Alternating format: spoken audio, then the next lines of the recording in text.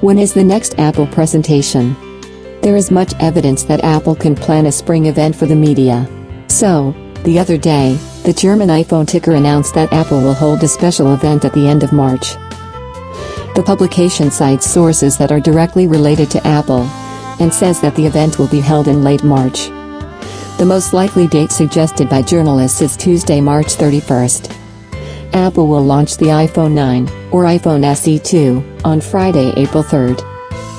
Apple has not missed the March event in the past few years. Last year, the company held a presentation on Apple News Plus, Apple Card, and Apple Arcade on Tuesday, March 25th. In 2018, on Tuesday, March 27th, Apple held an event dedicated to education and the new iPad. When will iOS 13.4 come out?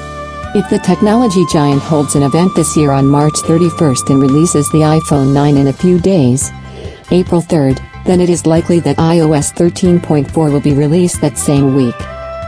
iOS 13.4 includes new features such as iCloud Drive folder sharing, new Memoji stickers, and more.